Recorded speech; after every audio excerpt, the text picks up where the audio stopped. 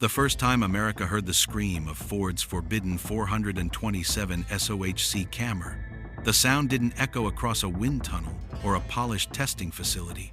It ripped through the night at a lonely drag strip, shaking the bleachers and sending every mechanic within 100 yards running toward the noise like men who'd just heard a monster wake up underground. And even then, nobody understood that this engine wasn't supposed to exist at all, that Ford had quietly tried to bury it before it ever saw daylight, that corporate hands had pushed it into the shadows, terrified of what their own engineers had created. Because the 427 Camry wasn't just another big block, it was an outlaw, a mechanical renegade with too much power, too much attitude, too much of everything that made old-school racers fall in love. And yet, on that night in late 1964, with cool air settling over the asphalt and the smell of burnt rubber drifting like a ghost above the starting line, a man named Connie Kalita leaned over a long-nosed, bare-bones dragster and knew he was about to unleash something. Detroit did everything in its power to keep quiet, because the rumors had been spreading for months. Ford was building a weapon for the NASCAR superspeedways, an engine so violent, so brutally efficient that Chrysler executives were already sweating, and rival teams whispered that if this thing ever reached a racetrack, it would destroy everything in its path. But before Ford could enjoy its victory, before the Camry could claim its crown, the NHRA stepped in. NASCAR shut its doors, politics tangled with engineering, and suddenly, the engine that was meant to dominate became the engine Ford was terrified of, an engine they wanted erased, but drag racers, the outlaw breed that lived for danger, wouldn't let it die. The story begins years earlier, when the gasoline-soaked American racing world was locked in a horsepower war that felt less like competition and more like an arms race, with Chevy, Dodge, Plymouth, and Ford firing engineering artillery at each other on every track in the country. Chrysler had the 426 Hemi and was killing everything at Daytona. Ford, humiliated and angry, needed revenge, and they needed it fast. So in a quiet corner of the engineering division, a group of renegade Ford designers, men who lived on coffee, sleepless nights, and a deep hatred for losing, tore apart the existing 427 block and asked the most dangerous question an engineer can ask. What if we take everything NASCAR fears and build it anyway? What came out of that room was not supposed to happen. It was a single overhead camshaft setup, chain-driven by a loop so massive it looked like it belonged on a ship engine. The cylinder heads were monstrous aluminum sculptures. The valve train was brutal, delicate, and perfect all at once. And when they bolted the whole thing together, the 427 SOHC stopped being a piece of metal and became something alive. Something that breathed in air like a living beast and spat out horsepower numbers that scared even the men who built it. Old-timers still swear the first dyno pull shook the windows hard enough to rattle tools off the benches. Ford finally had the giant slayer they needed. But within months, the politics smothered the dream. NASCAR banned the engine before it ever turned a lap. Ford was furious. Engineers were heartbroken. Corporate executives buried the program under paperwork and excuses. And that should have been the end of the story, the Camry fading into obscurity like countless other abandoned Detroit experiments. But destiny had a different plan. Drag racers, those stubborn, fearless men with grease under their fingernails and danger in their bloodstream, didn't care about politics. They didn't care that the engine wasn't legal. They didn't care that Ford wanted it gone. When word leaked that the company had built a monster they were now too afraid to use, racers like Kalita, Chris Karamazin's, and Pete Robinson's crew went digging. They hunted down the engines, bought them, rebuilt them, modified them, and dropped them into dragsters so long and skinny they looked like arrows carved from steel. Which brings us back to that cold night in late '64, to that strip where the first public Camry test happened. Not official, not approved, just a group of racers, a wrench, a few dim track lights, and an engine Ford had tried to sweep under the rug. Kalita tightened the last bolt, stepped back, and nodded. The crew fired the Camry, Instantly, the world changed. The earth trembled. Flames snapped at the headers. The crowd, small at first, gathered in tight. Mechanics whispered cuss words.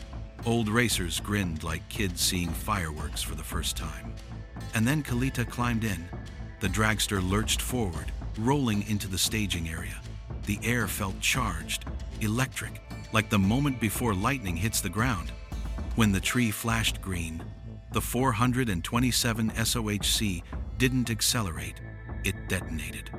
The dragster shot forward so violently that onlookers swore it blurred, the tires screaming, the exhaust ripping open the night as the camera made its first unofficial pass. When Kalita came back around, helmet off, sweat on his forehead, he simply said, "They tried to kill this thing? Hell, they should have tried harder." Nobody knew it yet, but that pass marked the beginning of a new era. An era Ford wished would disappear, and an era drag racers would spend the next decade fighting to keep alive. Because the story of the 427 SOHC wasn't just about horsepower or engineering. It was about rebellion, ego, danger, and a machine that refused to die. And as the months rolled on, as more camera engines escaped Ford's grasp and landed in the hands of racers with nothing to lose, the legend grew, and so did the trouble. Because the NHRA was about to get involved, and when they did, the war over the camera would ignite all over again. By the time 1965 rolled around, the whispers had turned into a storm, and every drag strip from Lions to Indy was buzzing with the same impossible question. How long before the NHRA steps in and shuts this thing down? Because the 427 SOHC wasn't just winning, wasn't just fast. It was rewriting what men thought an internal combustion engine could do. And every time one of those long, chain-driven camshafts came to life, the ground shook with a deep mechanical fury that made even veteran racers step back and rethink what power really meant. And as the camera spread from trailer to trailer, from outlaw garages to big-name teams, it brought with it a strange mixture of excitement and fear, because everyone understood something Ford refused to admit publicly. This engine, this accidental outlaw, born from revenge against Chrysler, was now terrorizing the drag strip with a force no rulebook could comfortably contain. Racers were getting their hands on cameras through unofficial channels, sometimes buying them straight out of Ford warehouses where crates sat gathering dust. Other times grabbing them from dealers who'd been told to get rid of them quietly because Ford didn't want lawsuits, didn't want controversy, didn't want to be known as the company that unleashed an engine with more potential than they could afford to let loose. But racers, especially the old-school kind raised on moonshine cars and Saturday night grudge matches, didn't give a damn. They saw the camera for what it was, the most violent tool ever handed to a man with a right foot and a death wish. Connie Kalita, already known for pushing machines beyond sanity, became the face of the movement almost by accident. When he hauled his camera-powered rail to Pomona that year, people gathered before the car even came off the trailer. Kids pressed against the ropes. Photographers nearly climbed onto the bodywork. Old men who'd built flatheads in the 40 seconds leaned in close, murmuring to each other about craftsmanship, displacement, and whether Ford had gone too far or not far enough. And as Kalita torqued down the valve covers, wiping oil from his hands with the same rag he'd been using for years, he looked up at the crowd with a little half-smile that said everything. You have no idea what you're about to hear. When he fired the camera in the pits, the place erupted. Mechanics from other teams stopped what they were doing. The sound wasn't like a Hemi's thunder or a Chevy Big Block's roar. It was sharper, meaner, a metallic scream that vibrated inside your bones like a tuning fork pressed against your ribs. People claimed you could feel the chain drive whirring inside those long heads, the cams spinning like twin swords slicing through air. And when Kalita brought that engine to the line for its first official NHRA pass, the silence before the launch felt like a prayer. But the NHRA wasn't smiling, not even a little. They saw something dangerous, something uncontrollable, and the men at the top, the rule makers, the bureaucrats who wore suits while the racers wore scars, felt the camera was about to wreck the competitive balance they worked so hard to control. The Chrysler teams were complaining loudly.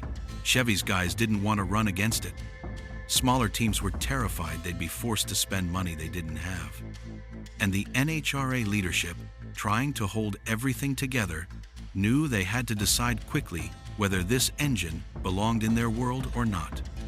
Still, for a brief, shining window of time, the camera was unstoppable. Early match races saw these engines ripping quarter miles with such violent acceleration that fans swore the front wheels floated longer, higher, and cleaner than anything they'd ever witnessed. Drivers came back to their pits trembling, half from adrenaline and half from fear, because piloting a camera-powered rail took a different kind of man, the kind who could stare death in the face and then pull the throttle wide open anyway. Pete Robinson, the quiet engineer racer who understood machines on a level few men ever reached, became obsessed with the engine, tuning, tweaking, experimenting, pushing the camera into realms Ford themselves never attempted. Chris, the Greek Karamazines, already a legend for flirting with 200 miles per hour speeds before anybody believed they were possible, bolted a camera into his own setup and began twisting the speedometer needle into territory that left crowds stunned and competitors speechless. And this is where the trouble truly began, because suddenly times were dropping too fast, trap speeds were rising too high, and the NHRA's carefully built framework started to crack. Every weekend, somewhere in America, a camera car was making a run that made officials nervous.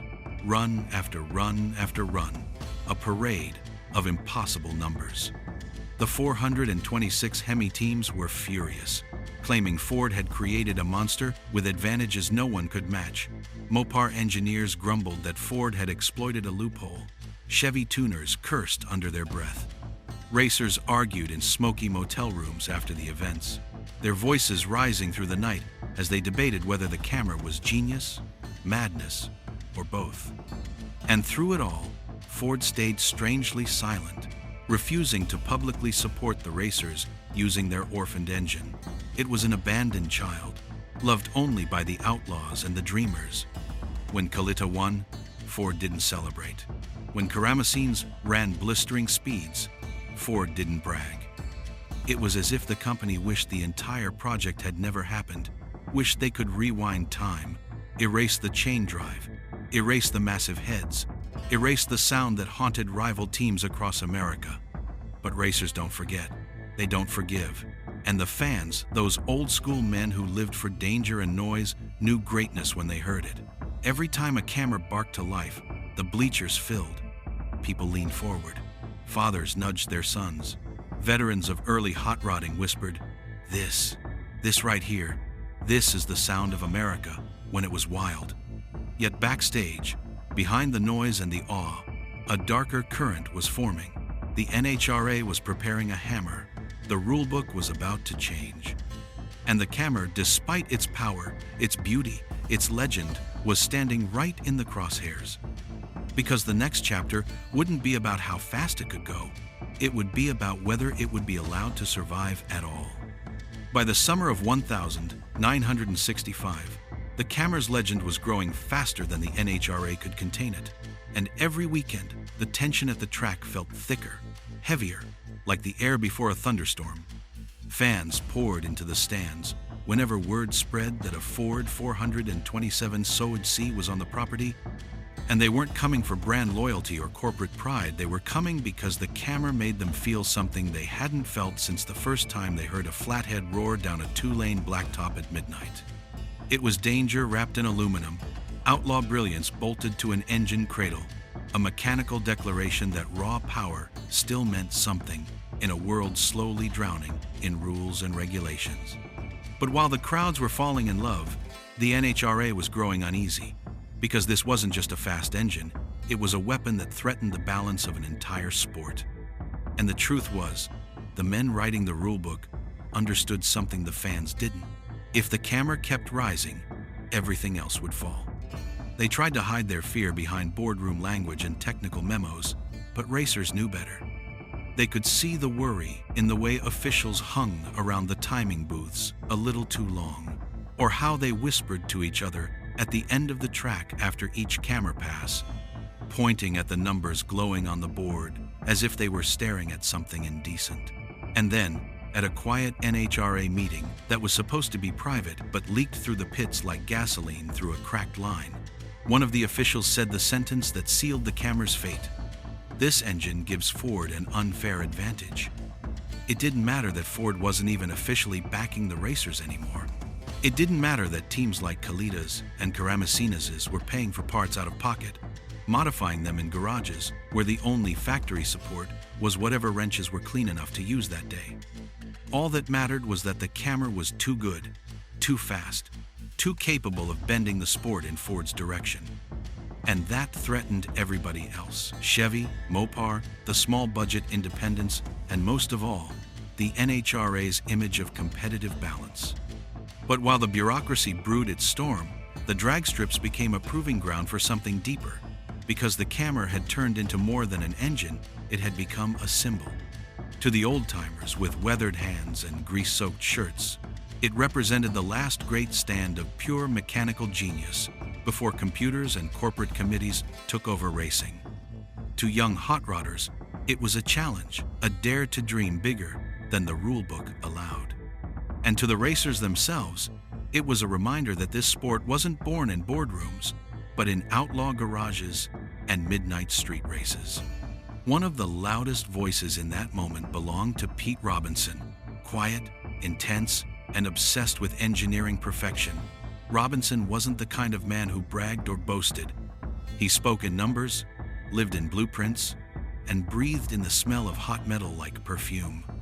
And when he first tore down a camera on the shop bench, studying its chain drive, its massive heads, its oversized valves, he muttered a sentence his crew never forgot: "Ford doesn't even know what they built." Robinson wasn't content to run the engine as delivered. He wanted to refine it, sharpen it, turn it into something Ford's engineers would have built if they weren't working under the pressure of corporate deadlines and political battles. He lightened parts, reinvented oiling paths, experimented with valve timing. Every camera he touched ran smoother, cleaner, harder. And when he rolled his creation onto the strip at Atlanta, the engine barked so violently that people in the stands instinctively covered their ears. The run that followed wasn't just fast, it was impossibly controlled. The kind of pass where the rail didn't wiggle or dance or fight the driver, but simply carved a straight, perfect line through the night air, as if guided by something otherworldly. But even Robinson's brilliance couldn't overshadow the storm brewing between Ford's silent disapproval, the NHRA's growing hostility, and the racers' refusal to back down. Arguments erupted in the pits that summer, real shouting matches that drew crowds. Chrysler teams claimed the camera's design violated the spirit of the rules. Chevy crews said the overhead cams were an unfair advantage. Ford loyalists fired back, calling everyone cowards who feared innovation. The NHRA tried to calm the fires, claiming they were reviewing the situation. But everyone could see the writing on the wall. The camera was too powerful, too advanced, too much of an equalizer in a sport where tradition and familiar loyalties held great weight. And behind all the tension, every man at the track knew something unspoken. If the NHRA banned the camera outright, Ford racers would have to choose between walking away or going underground, and men like Kalita were not the walkaway type. But the true turning point didn't happen in a meeting or a rulebook. It happened on a blistering afternoon at Indianapolis Raceway Park, when a pair of camera-powered rail jobs lined up side by side for a grudge match that wasn't on the official schedule. Word spread fast. Fans hurried to the fence. Mechanics dropped their tools. Officials ran toward the starting line, shouting orders nobody listened to. The sun beat down on the chrome rails, making them shimmer like blades in the heat haze. Both engines fired, snarling like twin predators about to be set loose. When the light flashed green, two cameras tore down the quarter mile in a display of violence and beauty so overwhelming that even hardened veterans found themselves breathless. Flames licked from the zoomies.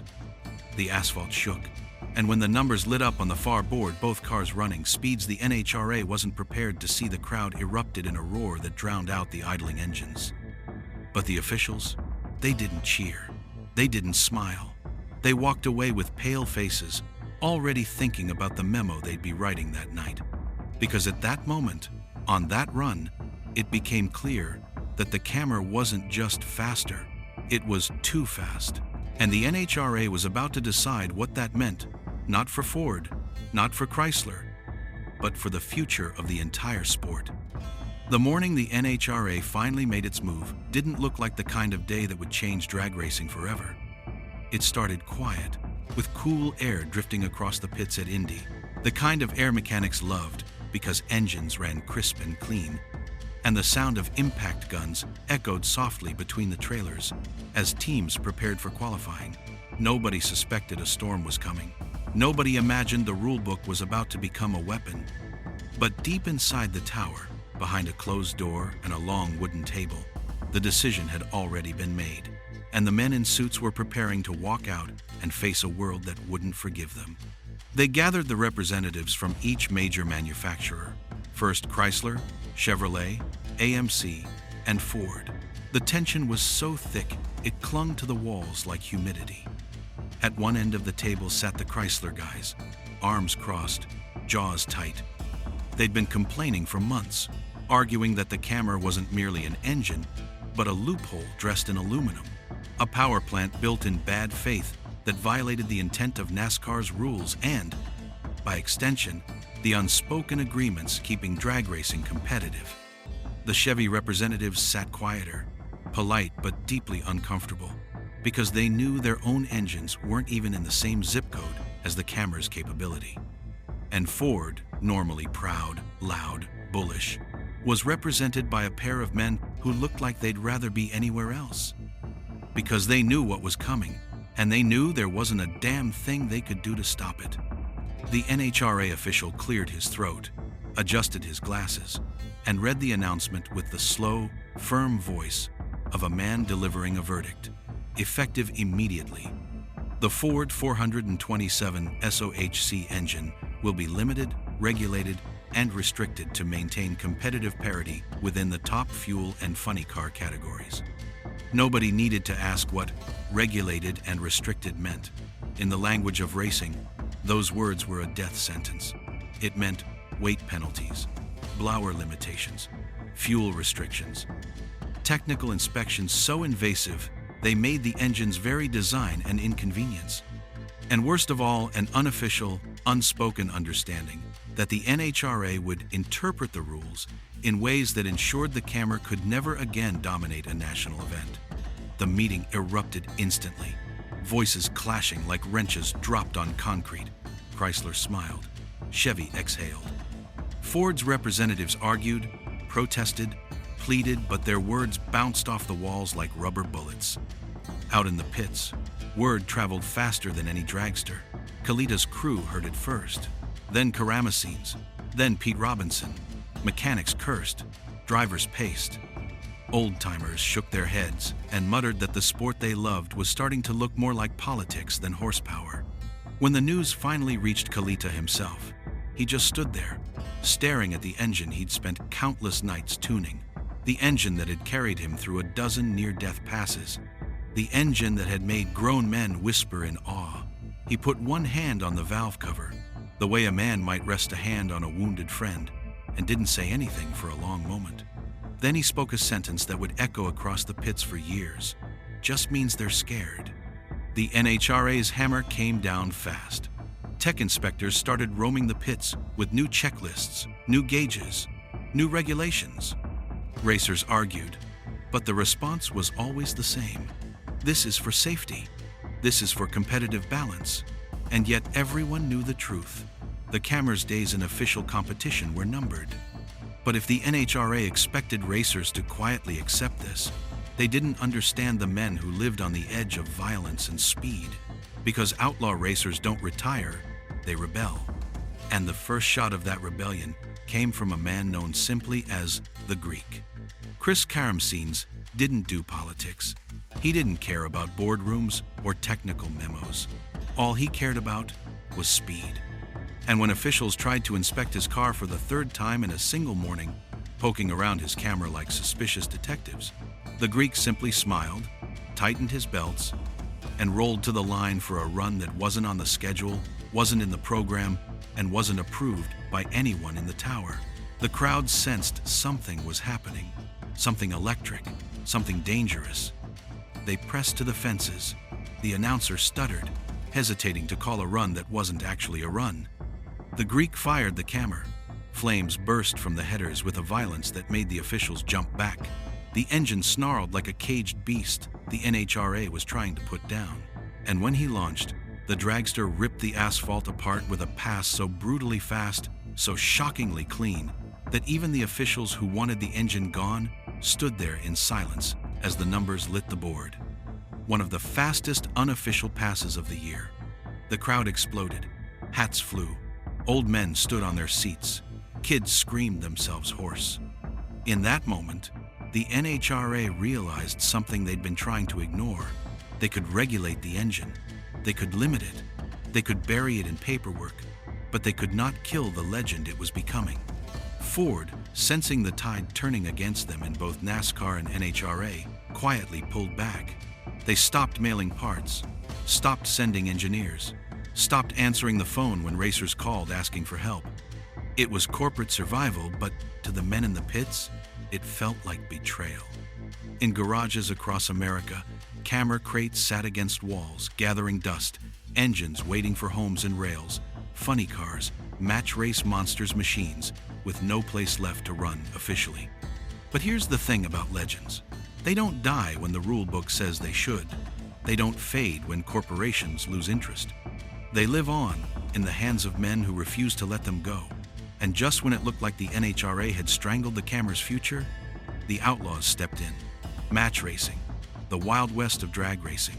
No rules, no restrictions, no corporate oversight, just speed, danger, and money.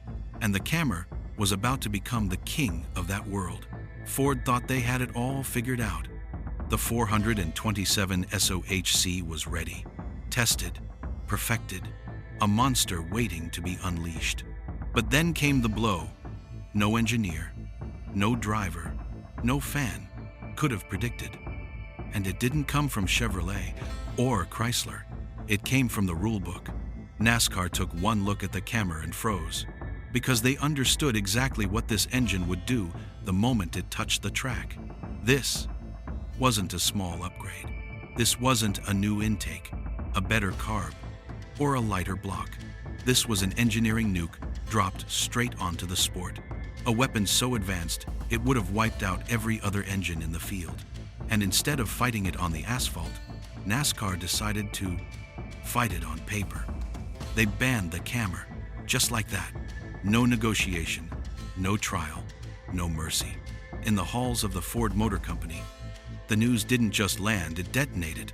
Months of testing, millions of dollars, countless hours, all blocked by a single paragraph in a rule book. The engineers were furious. The executives were stunned. Ford drivers, they were broken. Because this engine wasn't just fast, it was their ticket to domination. And Ford knew exactly why NASCAR did it. They didn't ban it because the camera was dangerous. They didn't ban it because it wasn't ready. They banned it because no one else had anything even close. And letting it run would have rewritten the sport in blue oval ink forever.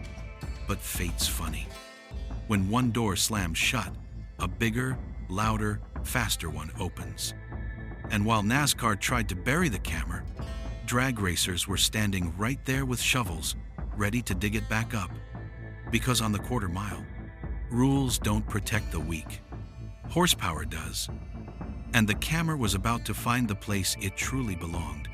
When NASCAR slammed the door in Ford's face, most engines would have died right there, packed away, forgotten. But the 427 SOHC was not most engines. This was an outlaw, and the outlaws of the drag strip were waiting for something exactly like it. Across America, in dusty garages and dimly lit workshops, drag racers started hearing whispers about a forbidden Ford engine, A motor too wild for NASCAR, too advanced for the rulebook, too powerful for the competition. And to a drag racer, that isn't a warning, that's an invitation. The first camera swaps were messy. Custom mounts, handmade headers, oil lines routed like veins across a monster's body.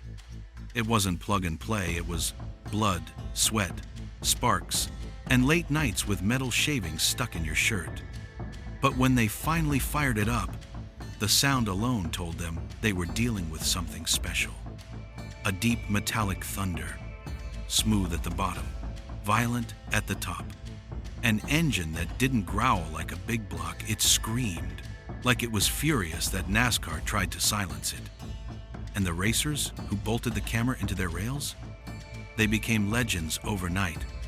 Because the first time a 427 SOHC hit the strip under full load, spectators didn't just watch, they froze. The acceleration wasn't normal. It was explosive, instant, like the car was being yanked by an invisible giant. Camera-powered dragsters started ripping through the quarter mile with a kind of arrogance, not just racing the competition, but humiliating them. People had seen fast cars before, but nothing moved like this. Behind the scenes, Ford engineers watched this underground revolution unfold with a mix of pride and disbelief. They built the camera for NASCAR glory, but the drag strip embraced it with something even stronger: fearless devotion. Little by little, weekend racers, outlaw drivers, and full-time pros all came to the same conclusion. The camera wasn't meant to circle a track. It was meant to conquer straight lines. And as the word spread, more racers wanted their hands on the engine Ford tried to kill, even if that meant breaking rules, breaking parts, or breaking the laws of physics. Because on Nitro, the camera didn't just run, it roared back to life. The camera's rise in the underground drag scene didn't happen quietly. By 1966, its legend was spreading like wildfire, whispered from track to track, garage to garage, a secret that everyone wanted to witness, but nobody wanted to admit they'd seen. Connie Kalita was already a household name in the outlaw circles, and the camera became his weapon, the extension of his soul, a mechanical beast that obeyed his foot and punished anyone foolish enough to line up against him.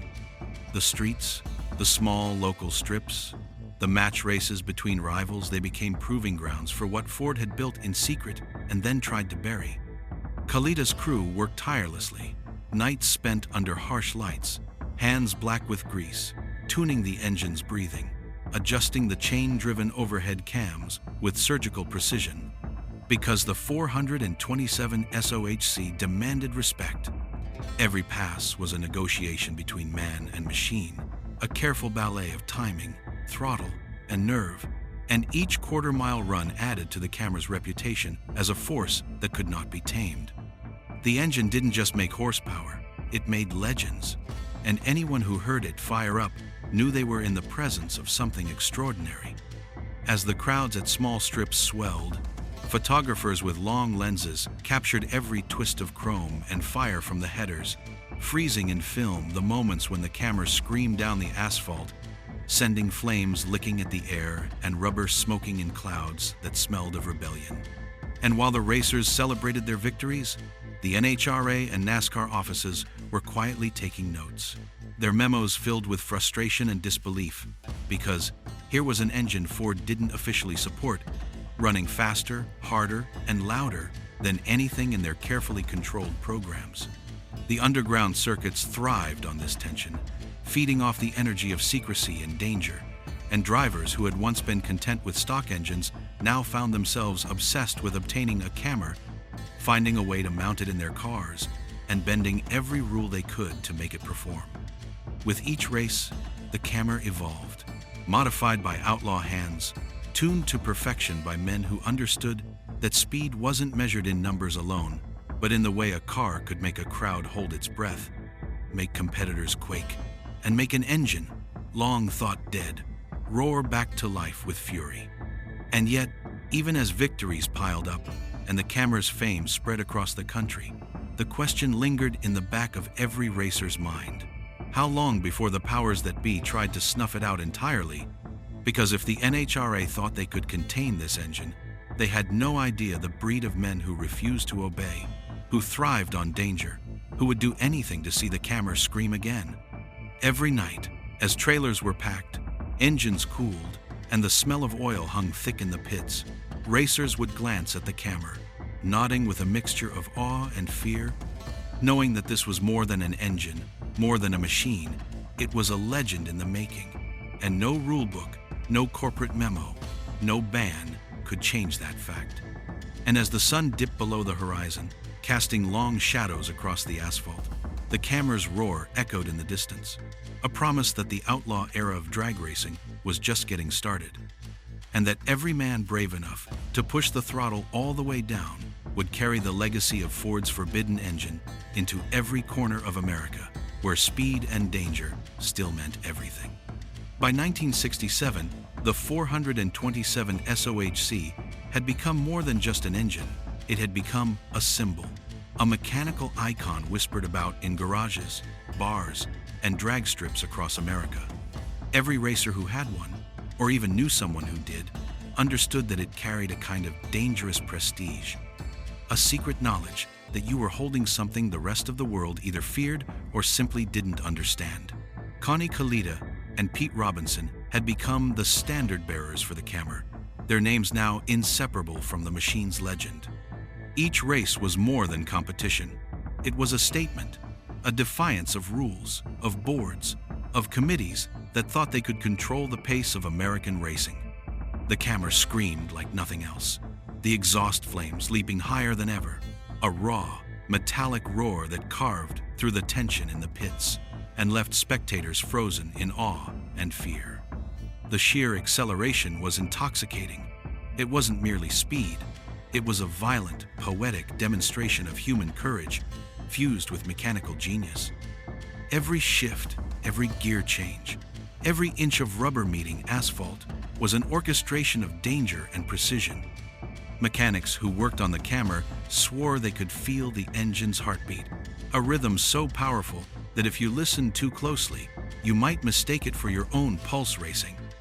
As more drivers got their hands on these engines, a quiet revolution took hold. Street racers, weekend warriors, even a few professional teams began to realize that if they wanted to survive, they had to understand the camera not just as a tool, but as a force of nature. And yet, with every victory, every unofficial world record, the NHRA and NASCAR's eyes turned sharper, their memos harsher, their inspections more invasive. But the men racing the camera didn't flinch. They thrived on that pressure. They knew that what Ford had unintentionally built, what NASCAR had tried to bury, and what the official world tried to regulate, had already escaped the confines of the rulebook. In match races under dim lights, in small towns where no major sanctioning body had authority, the camera ruled supreme, leaving competitors speechless, crowds screaming, and engines shaking with sheer effort. The legend grew not only from speed, but from the stories that followed each race. A tire blown at 60 feet, a quarter-mile run that made grown men shiver, a car leaping off the line as if possessed. And photographers captured it all, each image a testament to what happens when innovation, defiance, and raw American courage collide. But behind the glory, the danger was constant. Every driver knew that one miscalculation, one bad nut, one moment of hesitation, and the engine's fury could tear apart chassis, tires, or worse, human flesh. Yet still they pressed forward, understanding that to run a camera was to flirt with immortality. And so, as night fell over the drag strips of America, as the smell of gasoline and burnt rubber hung thick in the air, the camera roared again, and the crowd leaned in closer, because in that sound, in that unrelenting power, they were witnessing history being written, one terrifying, beautiful pass at a time. The legend was unstoppable, and everyone knew it, including the men who had tried to kill it. By the late 1960 seconds, the Ford 427 SOHC camera had achieved a kind of mythic status that transcended mere racing. Across the country, in every small town strip and big-name event, where match racing thrived, the name Cammer carried weight, respect, and fear in equal measure. Drivers whispered it like a charm, mechanics spoke of it with reverence, and fans lined the fences long before the cars arrived, hoping for a glimpse of the mechanical beast that had defied boards, rules, and corporate intentions. Connie Kalitta, Pete Robinson, and Chris Karamesines had become living legends in tandem with the Cammer. Their identities intertwined with the engine's roar. Their reputations built not just on wins but on daring, ingenuity, and a refusal to accept limits. And yet, for all its growing fame, the Cammer remained a fugitive of sorts, hunted in memos, restrained in rules, but untouchable on the asphalt. Every race, every pass down the quarter mile became a test not only of speed but of nerve, a confrontation with physics itself. Flames erupted from headers, tires smoked, asphalt groaned, and the engine's chain-driven cams spun with a fury that seemed almost sentient, demanding respect and punishing hesitation. Mechanics, who had spent years tinkering with other engines, swore that the Cammer taught them more about power and precision in a single night than any factory instruction manual ever could. And behind the wheel, the racers felt it too, a living thing beneath them, its vibrations coursing through the seat, its growl a challenge to every other car, every other driver, every other rule in existence. But as the legend spread, so too did the attention from the sanctioning bodies. NHRA officials, frustrated by their inability to control the engine, began scrutinizing every race more intensely, measuring, recording, documenting, attempting to catch a technicality to finally suppress what had become an uncontrollable force. Ford's silence remained absolute. They watched from the sidelines as their outlaw child conquered tracks, creating an underground dynasty of speed and spectacle that the company had once tried to erase. And in the pits, stories were being told that would outlive any rulebook. Kalitta's near miss at Pomona, Karamesine's blistering match at Bakersfield, Robinson's meticulous tuning that turned chaos into precision, each tale adding layers to a legend that was no longer just an engine, it was a movement. But with every roar, with every record smashed, came whispers of danger. One mistake could destroy a chassis. One missed shift could wreck a quarter-mile run. One malfunction could send driver and car flying into disaster. And yet, the men continued, because to run a Cammer was to embrace risk in its purest form. And as the sun set over the long strips of asphalt across the Midwest and the West Coast, the Cammer's howl cut through the air once more, a reminder that while rules could bend, boards could complain, and corporations could waver, raw, unrestrained power, the kind that changed lives and shaped legends, would always find a way to scream. The question hanging in every pit, every spectator's mind, and every official's notebook was the same. How long could the outlaw Cammer survive before the world finally caught up with it? By 1970, the Ford 427 SOHC Cammer had earned its place in drag racing immortality. The outlaw engine that Ford had tried to suppress, that NASCAR had banned, and that NHRA struggled to control, had become a symbol of defiance, ingenuity, and pure, unadulterated speed. Its legend was etched not just in record books, but in the memories of every racer, mechanic, and fan who had ever heard it roar down the quarter mile. Connie Kalitta had cemented his reputation as a master of the machine. Chris Karamesines continued to push the boundaries of human and mechanical courage, and Pete Robinson's obsessive tuning had transformed the Cammer from an orphaned experiment into a finely honed weapon capable of unbelievable feats. Tracks across the country had become stages for this mechanical theater, where the Cammer didn't just race, it made statements, broke expectations, and left crowds gasping. The smell of gasoline, burnt rubber, and scorched asphalt became synonymous with the Cammer, a visceral reminder that speed, power, and danger were inseparable. Stories of runaway runs, near misses, and blazing passes traveled faster than any engine could. immortalizing those nights in the collective memory of drag racing America. By now, the NHRA and NASCAR had learned that no amount of regulation, rulebooks, or bans could contain the legend of the Cammer once it had taken root in the hearts and hands of racers who refused to obey. The outlaw spirit of the engine had inspired a generation of drivers, mechanics, and fans, proving that innovation, courage, and a refusal to be restrained could create something timeless. And as the Cammer continued to scream down strips across the country, it reminded everyone that the most powerful machines are not just built with metal and fuel. They are forged with determination, rebellion, and a willingness to defy the odds. The 427 SOHC had survived corporate fear, bans, and regulation, and in doing so, had become more than just an engine. It became a legend, one that would echo in garages, pits, and racetracks for decades to come. If you enjoyed this story of the Cammer and want to dive deeper into the legends of drag racing's golden era, make sure to hit that subscribe button and turn on notifications. Every week, we bring you the most unbelievable true stories of engines, racers, and moments that shaped American motorsports forever. Don't miss a single roar. Stay with us as we uncover the machines and the men who refuse to be forgotten.